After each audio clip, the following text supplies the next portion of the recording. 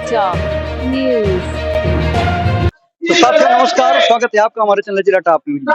मैं सुरेश कुमार। आप देख रहे हैं जनपद अम्बेडकर नगर की खबर, जो आज बहुजन समाज पार्टी का जो एक बहुत बड़ा जन सैलाब उमड़ा हुआ है। हम आपको पूरा कवर दिखाना चाहते हैं।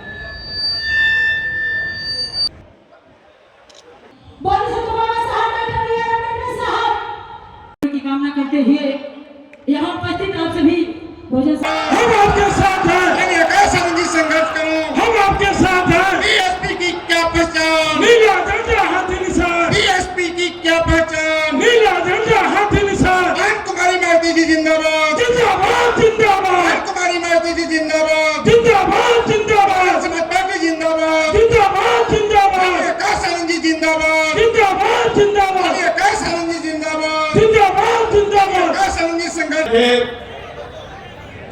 आज के इस कार्यक्रम के मुख्य अतिथि बहुजन समाज पार्टी के राष्ट्रीय कोऑर्डिनेटर, हम सब के अगुआ माननीय बहन कुमारी मालती जी जिंदाबाद, माननीय बहन कुमारी मालती जी जिंदाबाद, माननीय आकाश आनंद जी जिंदाबाद, माननीय आकाश आनंद जी जिंदाबाद, माननीय आकाश आनंद जी मुकुट भेंट करके स्वागत करने का काम करें।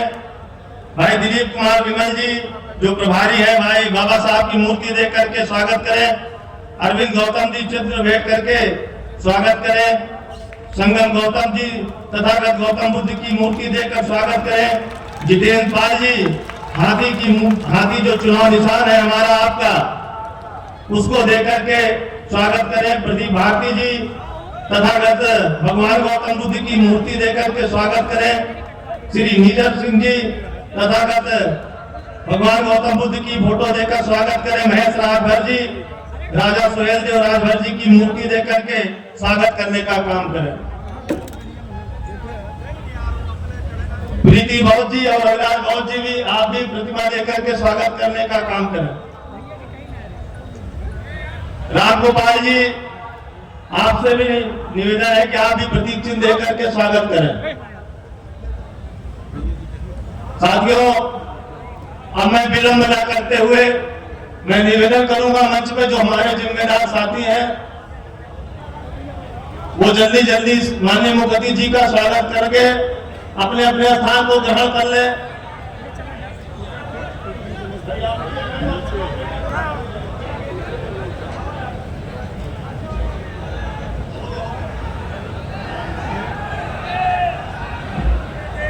अब मैं चाहूंगा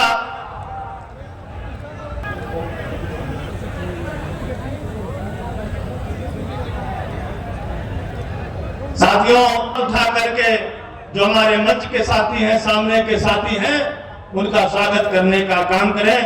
बाबा साहब अमर रहे, बाबा साहब अमर रहे, मानव काशीराम साहब अमर रहे, माननीय आकाश आनंद जी जिंदाबाद, माननीय आकाश हर्ष करें।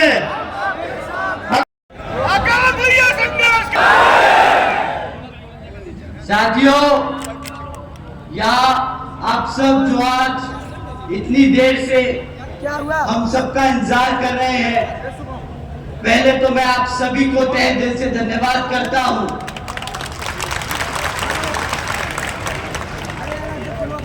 मुझे पता है कि आप काफी घंटों से यहाँ पे खाली पेट वेट कर रहे हैं, खाली पेट आप लोग इंतजार कर रहे हैं। तो जब मैं यहाँ पे उतरा तो सबसे पहले हमारी टीम ने हमसे बोला कि सर पहले खाना खा लेते हैं। मैंने कहा नहीं, हमारे लोग भूखा इंतजार कर रहे हैं, तो हम सीधा पहले अपने लोगों से मिलेंगे, उसके बाद कुछ और देखेंगे।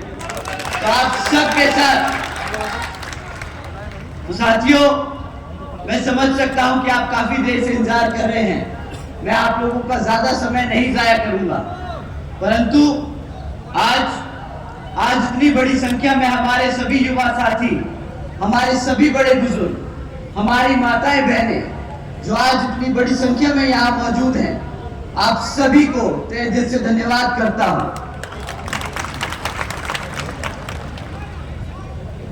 साथियों, सबसे पहले मैं हमारे सभी संतों, गुरुओं, महापुरुषों को, जिसमें खासकर महात्मा ज्योतिबा फूले, छत्रपति शाहूजी महाराज, नारायण गुरु, पेरियार रामास्वामी जी, बाबा साहब डॉक्टर भीमराव अंबेडकर जी एवं मान्यवर साहब श्री काशीराम जी को नमन करता हूं। साथियों, इस लोकसभा के संबंध में जरूरी बातें आप लोगों के बीच में रखने से पहले मैं बहुजन समाज पार्टी की राष्ट्रीय अध्यक्ष व उत्तर प्रदेश की 4 बार मुख्यमंत्री व पूर्व सांसद आदरणीय बहन जी के नाम से लोकप्रिय बहन कुमारी मायावती जी को भी पूरे तहे दिल से आभार प्रकट करता हूं।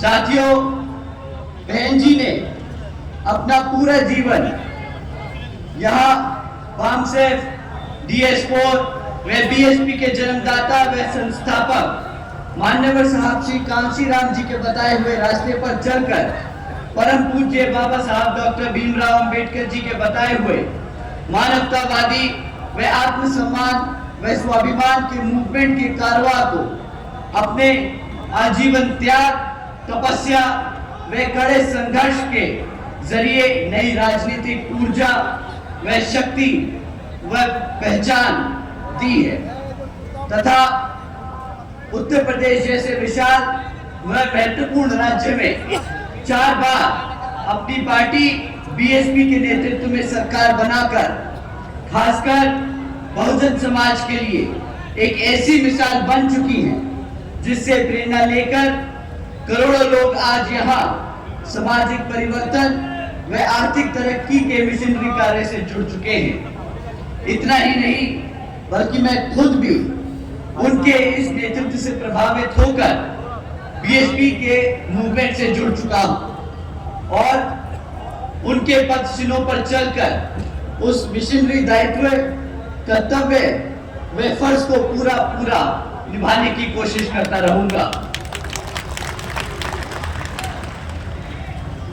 साथियों, जैसा कि आप जानते हैं लोकसभा आम चुनाव चल रहे हैं और इन चुनावों में भी पहले की तरह ही यहाँ पर इस बार भी दुश्मन साम दाम दंड भेद का इस्तेमाल करेगा।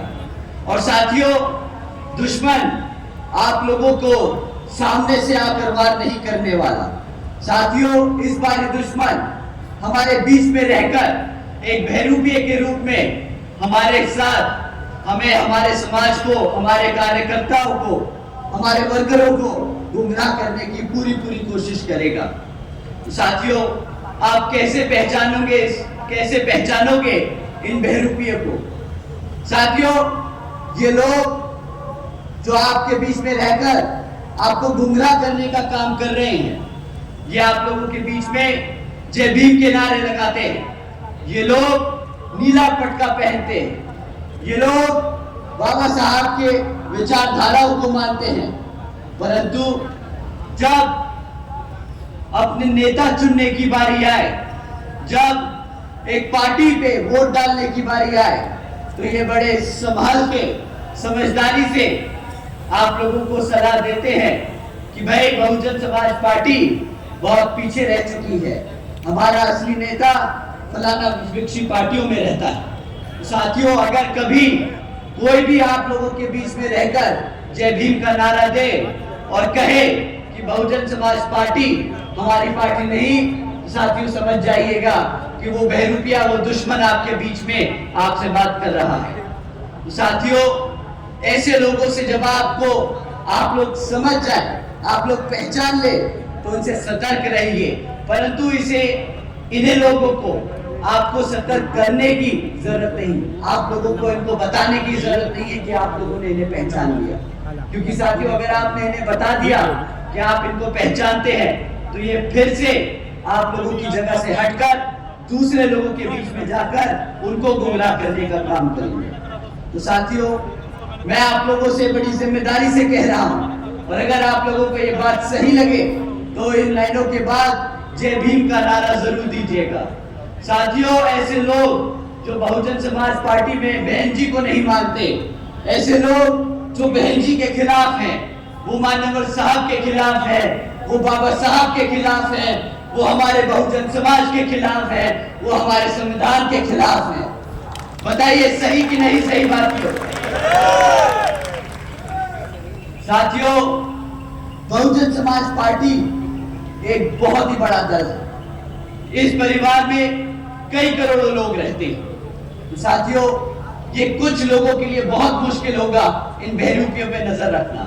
ये हम सबको मिलकर काम करना होगा। तो आप लोगों के साथ साथ खासकर मैं हमारे युवा साथियों से दरखास्त करूंगा कि आप लोगों को खास तौर से ऐसे लोगों से सतर्क रहना है। साथियों, जैसा कि आप जानते हैं, पिछले कुछ सालों में ये दुश्मन पार्टियां हमारी पार्टी पे किस्म किस्म के आरोप लगाती आई है। जैसे जब भी कोई नेता, जब भी कोई यहाँ से बहुजन समाज पार्टी से निकल के जाता है तो उसके पास सबसे आराम से, सबसे आसानी से बोलता है कि भाई बहुजन बीएसपी में तो लोग पैसा देते हैं, किताब ज्यादा मांगते हैं। साथियों, हकीकत तो ये है कि जो विपक्षी पार्टियां हैं, आपने इलेक्टोरल बॉन्ड्स के बारे में सुना है? साथियों, ये जो विपक्षी पार्टियां हैं, ये पिछले 6 सालों में 16,500 करोड़ रुपए बड़े बड़े झंडा सेठों से ले चुकी है। परंतु जब इन कंपनियों का खुलासा हुआ, जब इन पार्टियों का खुलासा हुआ, तो सारी पार्टियों के नाम आए थे। भाजपा, कांग्रेस, समाजवादी पार्टी, सब पार्टियों के नाम आए, परंतु एक पार्टी थी जिसका इन सब में नाम नहीं आया।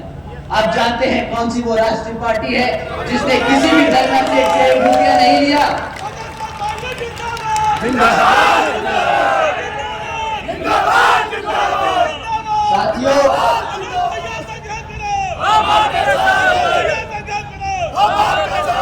साथियों, बहुजन समाज पार्टी का उस लिस्ट में इसलिए नहीं नाम था क्योंकि बहुजन समाज पार्टी एक विरोधी पार्टी है जो अपने कार्यकर्ता, अपने समर्थकों के तन मन धन से चलती है, ना कि किसी धरना सेठ के पैसों से। साथियों, बीएसपी केवल यहाँ उत्तर प्रदेश में नहीं बल्कि पूरे देश में बड़े बड़े पूंजीपतियों और धरना सेठों के सहारे से नहीं बल्कि अपने लोगों, अपने समर्थकों, अपने कार्यकर्ताओं के तन मन और धन के सहयोग से चलती आई है और यहाँ पर चुनाव लड़ती आई है और आगे भी आप ही के तन मन और धन के भरोसे ये पार्टी पूरे देश भर में चुनाव लड़ती जाएगी। साथियों, आप लोगों के तन मन और धन के लिए मैं यहाँ मंच से आप लोगों का तहे दिल से धन्यवाद करता हूँ, क्योंकि ये मूवमेंट है जो आपकी वजह से चलता है। आप लोगों का तहे दिल से धन्यवाद साथियों। साथियों, इस लोकसभा चुनाव में विपक्षी पार्टियां आप लोगों के बीच में आकर तरह तरह की बात करेंगी। वो आप लोगों को मैनिफेस्टो जारी करके आप लोगों को तरह तरह के वादे सुनाएंगी। परंतु साथियों, इस बारी लोकसभा चुनाव में आप लोगों को वोट जो डालना है वो इन पार्टियों के रिकॉर्ड पे डालना है कि इन पार्टियों ने जब सत्ता में आसीन रहे तब इन लोगों ने हमारे समाज के लिए क्या काम किया, आप लोगों को उन पे सवाल करना है। साथियों, पिछले 10 सालों में ये भाजपा सरकार केंद्र की सत्ता में रही है, तो जब भाजपा आप लोगों के बीच में आए तो आप लोगों को उनसे सिर्फ 3 मुद्दों पे सवाल उठाने हैं: शिक्षा, सुरक्षा और रोजगार। मैं किसी जाति, धर्म या किसी जाति या धर्म के आधार पे आप लोगों से नहीं कहूंगा कि उन पे सवाल करो। हम आपसे नहीं कहेंगे कि राम मंदिर के ऊपर सवाल करो। साथियों, बाबा साहब ने हमें शिक्षा के आधार पर अपना संवैधानिक हक और उनके राजनीतिक ताकत के लिए लड़ना सिखाया था। तो हम सिर्फ शिक्षा, सुरक्षा और रोजगार के लिए बात करेंगे। साथियों, अगर बीजेपी का रिकॉर्ड उठा के देखें, पिछले 10 सालों में शिक्षा के क्षेत्र में इन लोगों ने इतना मजाक किया है हमारे छोटे छोटे बच्चों के साथ कि अगर हम इनका सरकारी सर्वे भी उठा के देखें तो आज सरकारी स्कूलों में इतना बुरा हाल है कि आज 8वीं कक्षा के आधे से ज्यादा बच्चे बुरा भाव नहीं कर पाते। अगर आप उनसे अंग्रेजी में सवाल करें तो वो बेचारे अंग्रेजी नहीं समझ पाते। साथियों, ये तो भाजपा की शिक्षा के क्षेत्र में देन रही है। दूसरी तरफ जब आप उनको शिक्षा के क्षेत्र में घेरेंगे तो वो आपको डिजिटल इंडिया के बारे में बताएंगे। परंतु साथियों, डिजिटल इंडिया के नाम पर भी उन्होंने जो आप लोगों के साथ मजाक किया है वो भी मैं आप लोगों के बीच में छोड़ के जा रहा हूं ताकि आप उनसे सवाल उठाएं। साथियों, डिजिटल इंडिया के नाम पर 65% से ज्यादा सरकारी स्कूलों में आज एक भी कंप्यूटर की फैसिलिटी नहीं है। ये डिजिटल इंडिया बोलते हैं कि यहाँ पे युवा बच्चा, छोटा बच्चा पूरी दुनिया में सबसे बात कर पाएगा, टेक्नोलॉजी समझ पाएगा, बट वो समझेगा कैसे जब 65% से ज्यादा स्कूलों में कंप्यूटर ही नहीं। तो साथियों, ये बहुत अच्छे पॉलिसी, बहुत अच्छे नारे देना जानते हैं, ये मार्केटिंग बहुत अच्छी करना जानते हैं, पर जब आप जमीनी स्तर पे इनके काम नापोगे तो पता चलेगा कि इन लोगों ने बातें बहुत बड़ी करी, काम के नाम पर 0 बटा लड्डू देके गए हैं, 0 बटा लड्डू देके गए हैं। साथियों, सबसे बड़ा मुद्दा पेपर लीक होने का। मैं समझ सकता हूं कि यहाँ पर कितने युवा साथी हैं जो पिछले 10 सालों में कई बार सरकारी भर्तियों के लिए एग्जाम देके आए हैं और जानकर उन्हें बड़ा दुख होता है कि कुछ महीने बाद वो पेपर लीक हो गया। यहाँ पर कितने युवा साथी हैं जिन्होंने पेपर दिया और पेपर लीक हो गया? सभी पंडाल में लोगों ने हाथ उठा रखे। साथियों, हकीकत तो ये है कि ये लोग आप लोगों के साथ सिर्फ सरकारी नौकरी देने के नाम पर मजाक और खिलवाड़ करते आए हैं। तभी साथियों, पिछले 10 सालों में आज यहाँ पर युवा 30% पढ़ा लिखा युवा बेरोजगार घूम रहा है। साथियों, ये नहीं कि ये नहीं दे सकते, ऐसा नहीं है कि भारत सरकार में नौकरियां नहीं है, भारत सरकार में पद खाली नहीं है। आपको जानकर हैरानी होगी साथियों कि यहाँ पर केंद्र की सरकार में 30 लाख से ज्यादा पद खाली पड़े हैं, जहां पर इन लोगों ने जानबूझकर वो पद नहीं भरे हैं, क्योंकि वो जानते हैं अगर उन्होंने वो पद भरे तो उन्हें बाबा साहब के दिए हुए संविधान के हिसाब से आरक्षण भी देना पड़ेगा, और वो ना आपको रोजगार देना चाहते हैं ना वो आपको आरक्षण देना चाहते हैं। साथियों, रोजगार का इतना बुरा हाल है कि मैं आपको एक न्यूज हेडलाइन पढ़ के सुनाता हूं तो आपको समझ आएगा कि ये 30% की जो संख्या है वो कितनी बड़ी बन चुकी है। साथियों, गुजरात की एक खबर है, हमारे आदरणीय प्रधानमंत्री जी के प्रदेश से ये खबर है कि 17 लाख से ज्यादा युवाओं ने मात्र 3,500 नौकरियों के लिए अप्लाई किया था। साथियों, अगर सिर्फ 3,500 नौकरियां निकली तो उसके लिए 17 लाख बच्चों ने अप्लाई किया। रोजगार और बेरोजगारी का क्या हाल है वो इन्हीं आंकड़ों से समझ आता है। साथियों, जब हमारे बच्चे पढ़ लिख नहीं पाएंगे, जब उनके पास रोजगार नहीं होगा, तो वो आप लोगों का ध्यान किस तरीके से भटकाएंगे वो भी मैं आपको बताता हूं। साथियों, ये पिछले कुछ महीनों से सीना चौड़कर आप लोगों के बीच में मुफ्त राशन देने की बात कर रहे हैं। ये कहते हैं कि इन्होंने 80 करोड़ जनता को मुफ्त में राशन देने का काम किया है। आप लोग ही बताइए साथियों, जब 2014 में ये हम सब से वोट मांगने आए थे, जब ये जनता से वोट मांगने आए थे, तो उन्होंने वादा मुफ्त में राशन देने का किया था या सालाना 2 करोड़ नौकरी देने का किया था? आप बताइए साथियों, किसका वादा किया था? साथियों, 2 करोड़ नौकरी देने का वादा किया था, परंतु जब नौकरी नहीं दे पाए तो सोचा मुफ्त में राशन ही देके इनका मुंह बंद कर दिया जाए। साथियों, आप ही बताइए, ये जो 80 करोड़ जनता को इन्होंने मुफ्त में राशन दिया है, अब जब भारत में 140 करोड़ लोग हैं तो 80 करोड़ बोले तो आधा भारत इन्होंने भिखारी बना दिया। आधा भारत इन्होंने भिखारी बनाने का काम किया है पिछले 10 सालों में। जिंदाबाद जिंदाबाद। साथियों, एक सिंपल सा, बड़ा आम सा आप लोगों के साथ मैं गणित करना चाहता हूं। ये 80 करोड़ जो राशन दे रहे हैं 80 करोड़ लोगों को, इसकी कीमत अब पता है आप लोगों को कि आपको क्या चुकानी पड़ रही है? आप जानते हैं कि 80 करोड़ जनता को जो मुफ्त राशन मिलता है, इसकी कीमत आप लोग क्या चुकाते हो? हमारी माएं जो यहाँ बैठी हैं, आप लोगों से मैं दरख्वास्त करूंगा कि ये आप जरा गुना भाग बड़े ध्यान से सुनिएगा। साथियों, महीने में कितने का राशन आप लोगों को मुफ्त में मिलता हो बताइए?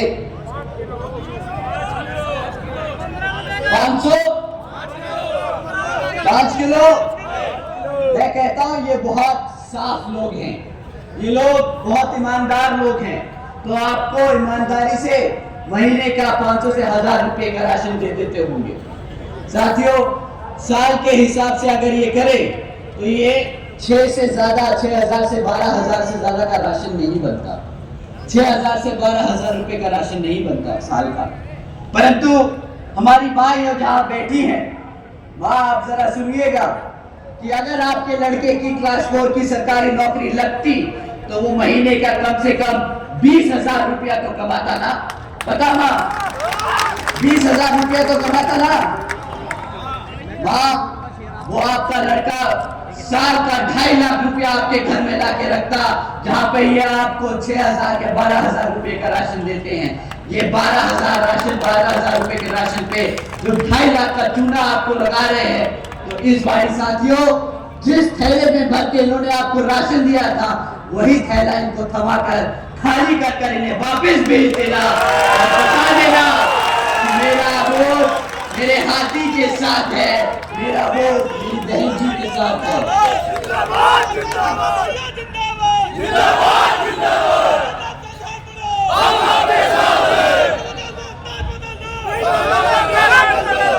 साथियों, इन लोगों ने महंगाई का भी बहुत बड़ा मुद्दा उठाया था 2014 में, परंतु जब आप इन लोगों की मीटिंगें और इनकी रैलियां और इनके भाषण सुनते हैं, तो ना इनको रोजगार याद आता है, ना इनको शिक्षा याद आती है, ना इनको महंगाई याद आ रही है।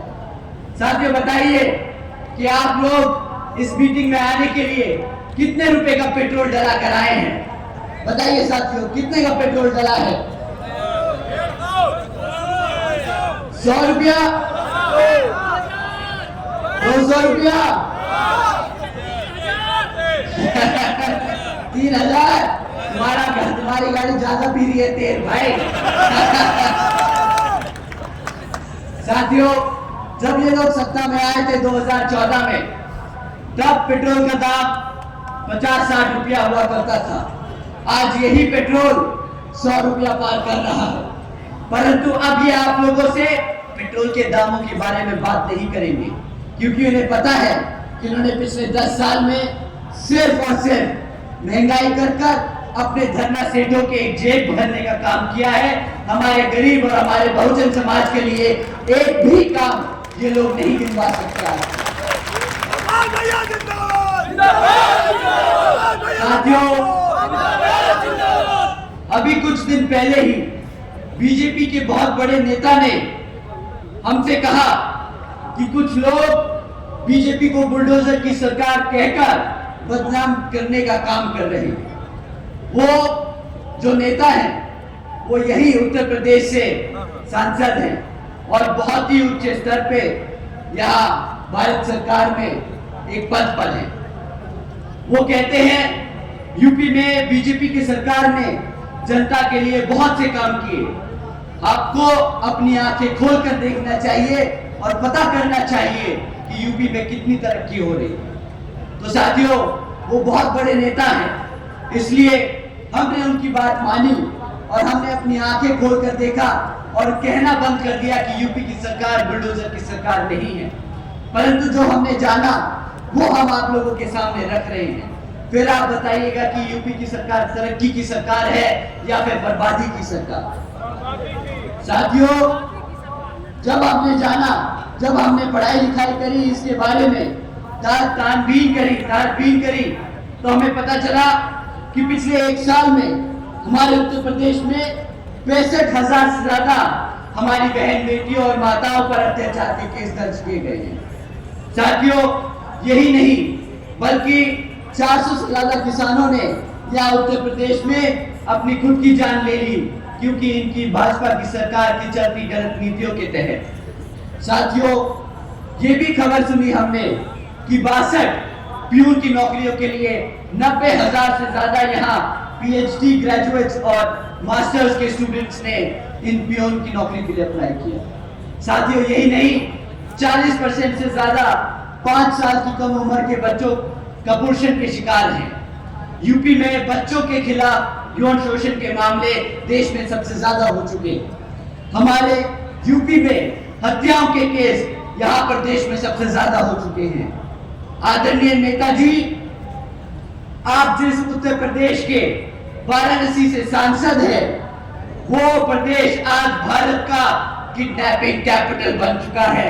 साथियों, किडनैपिंग कैपिटल बन चुका है। आज उत्तर प्रदेश में 16,000 से ज्यादा किडनैपिंग के केस दर्ज किए जाते हैं। तो ठीक है साथियों, हम नहीं बोलेंगे बुलडोजर की सरकार। आप लोग जो यहाँ की सरकार को तरक्की की सरकार बता रहे थे, उसको हम बदतमीजी और गद्दारी की सरकार कहते हैं।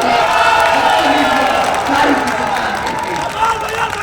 साथियों, जो सरकार अपने बच्चों को भूखा रखे, जो सरकार अपनी बहन बेटियों पर अत्याचार होने दे, जो सरकार युवाओं को बेरोजगार रखे, जो सरकार अपनी आवाम को मुफ्त के राशन के नाम पर गुलाम बनाकर रखे, वो सरकार। साथियों, 2 करोड़ नौकरी का वादा देकर युवाओं के साथ जो धोखा किया, वो मत भूलिएगा वोट डालते वक्त। अग्निवीर योजना चलाई थी, उसके नाम पर भी जो मजाक किया है, वो भी मत भूलिएगा, क्योंकि मुझे पता है यहाँ से हजारों बच्चे अपनी आर्मी और पैरामिलिट्री फोर्सेस के लिए अप्लाई करते हैं। तो जब वो अग्निवीर योजना आई थी, तो कितने लोगों को लाठी पड़ी थी, मुझे पता है हमारे युवा साथियों। तो जब वो लाठी पड़ी थी, तो क्या उन पे बीत रही थी। तो डालते वक्त वोट वो याद रखना साथियों। जब इन्होंने हमें शिक्षा के क्षेत्र में पढ़ने नहीं दिया, जब इन्होंने हमें रोजगार नहीं दिया, तो हमें हमारे रिजर्वेशन से भी हमें दूर कर दिया। नोटबंदी का बात भी किया था इन्होंने, कहा था विदेशों से काला धन लेके आएंगे और हर एक व्यक्ति को 15 लाख रुपए देने का काम करेंगे। आए 15 लाख साथियों आप लोगों के खातों में? नहीं आए ना 15 लाख? आपको पता है आपके साथ क्या हुआ है पिछले 10 सालों में? 15 लाख का वादा किया था। आपको पता है आपकी यूपी सरकार के ऊपर कितना कर्जा है? आप लोग जानते हैं कि जब यहाँ यूपी में एक बच्चा पैदा होता है, तो आज वो 3.5 लाख कर्जे के साथ पैदा होता है। इतना सरकार ने कर्जा ले लेके यहाँ की जनता को भिखारी बना दिया, गरीब बना दिया। तो साथियों, इन लोगों से सवाल करना, साल के 12,000 रुपए के बदले 2.5 लाख का चूना, 2 करोड़ नौकरियों के नाम पर डंडे मारना और महंगाई के नाम पर सब्सिडी देना, हमें नहीं चाहिए ऐसी भारत की सरकार। ये कोई विकसित भारत नहीं, ये कोई विकसित भारत नहीं साथियों। इसी क्रम में समाजवादी पार्टी भी आप लोगों के बीच में आकर आपसे वोट मांगने का काम करेगी। परंतु साथियों, ये वो पार्टी है जिस समाज ने इनको एक तरफा वोट डाला था 2022 में।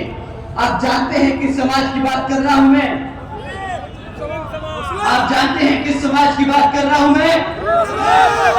साथियों, हमारे मुसलमान भाइयों ने इन्हें एक तरफा वोट डाला 2022 के इलेक्शन में। परंतु पिछले 2.5 साल से जब हमारे इस समाज पर अत्याचार हुआ, इन लोगों के नेता मुंह पर टेप लगाकर अपने घर में बंद बैठे रहे। इनकी हिम्मत नहीं हुई कि हमारे समाज के लिए खड़े होकर लड़ सके साथियों। परंतु जब रिजर्वेशन एंड प्रमोशन का बिल राज्यसभा में आया, तो इनके मुंह से वो टेप उतर गई। ये राज्यसभा पहुंच गए और वो बिल फाड़ने का इन्होंने सबसे पहले काम किया। आप बताइए, ऐसी पार्टी को वोट देने लायक है कि नहीं? आप जिंदाबाद जिंदाबाद जिंदाबाद जिंदाबाद हम आपके साथ हैं। जो समाजवादी पार्टी अपने आप को ओबीसी समाज से कहती है, वही समाजवादी पार्टी अपने ओबीसी समाज के रिजर्वेशन के खिलाफ राज्यसभा में बिल फाड़ने का काम करती है। इन लोगों को वोट डालना मतलब अपने समाज से गद्दारी करने बराबर होगा। साथियों, इनको वोट डालना बिल्कुल नहीं।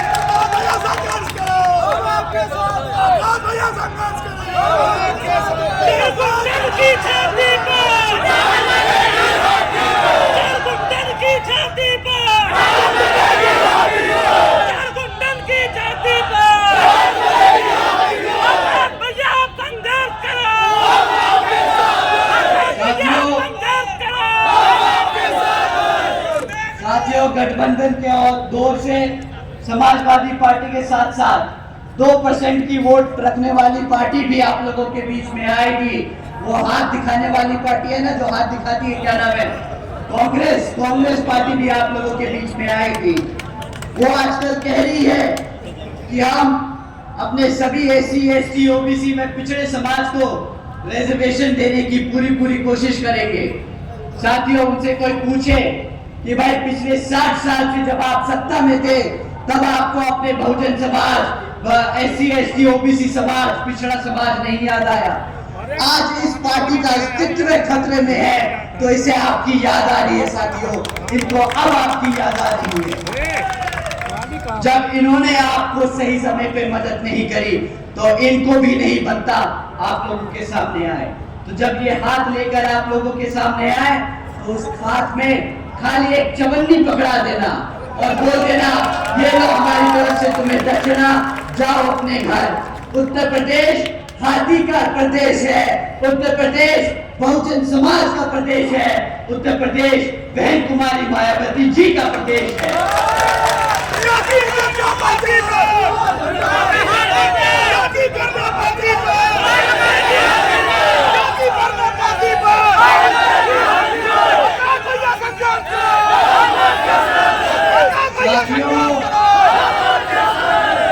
साथियों, बहुजन समाज पार्टी एक इकलौती पार्टी है जिसने हर समाज को सम्मान देने का काम किया है।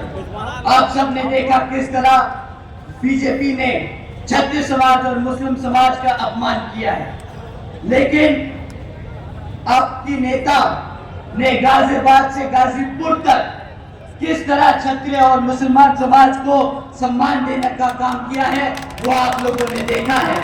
आप लोगों ने देखा है किस तरह हमने किस समाज से यहाँ पर प्रत्याशी उतारने का काम किया। साथियों, अगर मैं इनकी विफलताएं गिनाने बैठूंगा तो शाम की जगह कल सुबह हो जाएगी, परंतु इनकी गिनती नहीं खत्म होगी। मैं आपसे बहन जी के कामों के बारे में बात करना चाहूंगा। साथियों, जो नीतियां मैं आप लोगों को बता रहा हूं, उन्हीं नीतियों पर चलकर आगे बहन जी पूरे देश में जब प्रधानमंत्री बनेगी तो पूरे देश में इन नीतियों पे चलकर सब समाज में से बहुजन समाज के साथ साथ सब गरीब और जरूरतमंद लोगों की मदद करने का काम करेंगी।